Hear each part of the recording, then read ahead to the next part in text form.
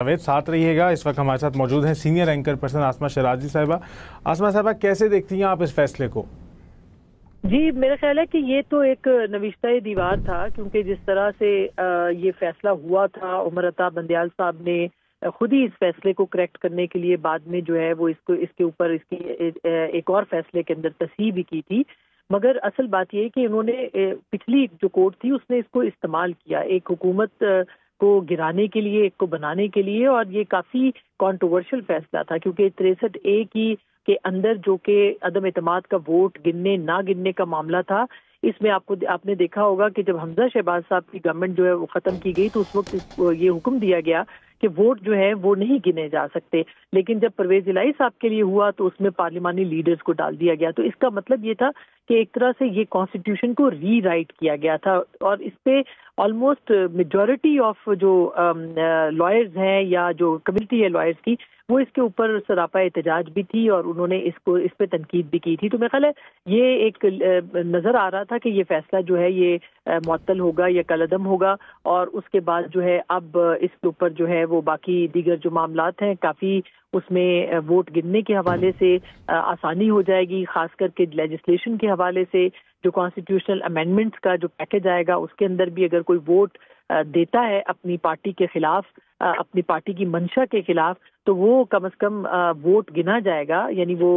उसका नंबर गिना जाएगा और उसके बाद वो डिस्क्वालिफिकेशन की तरफ जा सकता है, जैसा कि 63A कहता है। लेकिन इसमें सबसे बड़ा एतराज ये था कि अगर कोई वोट किया ही नहीं गया तो उसके ऊपर, यानी जो जुर्म सरजद ही नहीं हुआ, उसके ऊपर सजा कैसे दी जा सकती है? अगर वो जुर्म सरजद होगा तो उसके बाद जो है वो सजा दी जा सकती है। तो आज ये फैसला जो है ये काफी ज्यादा मुतवक्के था और देखिए अक्सरियती फैसला है ये, और पिछला फैसला कलअदम हुआ है और जो दरखास्तें हैं हुकूमत की भी थी और उस वक्त की सियासी जमातों की दरखास्तें थी, बार एसोसिएशन की दरखास्तें थी, सुप्रीम कोर्ट बार की दरखास्त थी, वो उसको सुनने के लिए जो है वो मंजूर भी कर लिया गया। ठीक है। अच्छा आसमा साहब, ये बताइएगा कि इस फैसले के बाद क्या आप राहें हमवार होती देख रही हैं? बिल्कुल, ये एक जो कॉन्स्टिट्यूशनल अमेंडमेंट के अंदर एक बहुत बड़ा एक रखना था, एक रुकावट थी, वो लगता है ऐसे है कि अब दूर हो जाएगी और पाकिस्तान तहरीक इंसाफ के बहुत सारे अरकान जो कि नोटिफिकेशन के हवाले से भी था, जिनके अभी तक नोटिफिकेशन नहीं है और वो आज़ाद हैं, एक तो उनके लिए भी आसानी होगी। और अगर पीटीआई के कुछ लोग जो है वो वोट करना चाहेंगे इस अमेंडमेंट या इस पैकेज के लिए जो कि कॉन्स्टिट्यूशनल कोर्ट्स के हवाले से है, तो मेरा ख्याल है कि इसमें काफी उनको आसानी होगी, हुकूमत को इसका फायदा होगा। अदर देन दैट के बहुत सारी चीजें हैं जो कि जिसके ऊपर पाकिस्तान तहरीक इंसाफ के बहुत से एतराजात हैं, कॉन्स्टिट्यूशनल कोर्ट के ऊपर हैं, दीगर मामलात के ऊपर है, मिलिट्री कोर्ट्स के ऊपर है, लेकिन उसके बावजूद जहां तक ये जो लीगल मामला था या जो एक रखना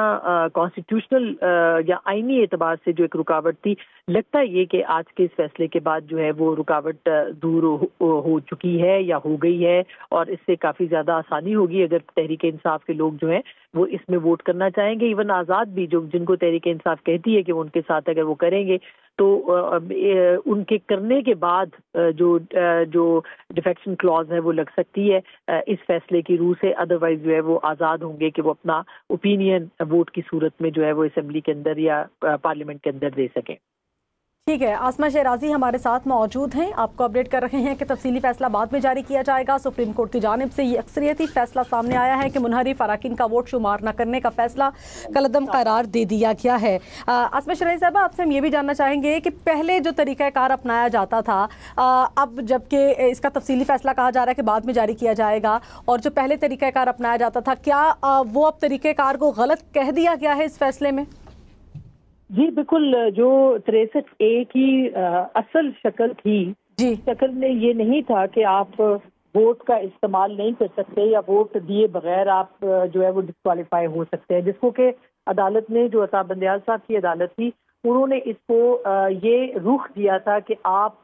वोट ही नहीं दे सकते। और आपको याद होगा कि हमजा शहबाज साहब जो थे, उनका जब ये वोट गिनने की बारी आई थी, उनके तहरीक अदम एतमाद थी, उस वक्त ये फैसला जो था वो सामने आया था कि वोट शुमार ही नहीं होगा, जबकि आइन के अंदर ऐसी कोई चीज या ऐसी कदगन और वोट शुमार करने या ना करने के बारे में नहीं थी। और यही वो एतराज था, यही वो तनाजा था जिसकी वजह से जो है वो उस वक्त भी पॉलिटिकल पार्टीज कोर्ट में गई थी और उसका तफसीली उसका जो रिव्यू था वो अभी तक पेंडिंग था, जिसको कि अब जो है वो रिव्यू का हिस्सा बनाया गया। तो मेरा ख्याल है कि ये काफी एक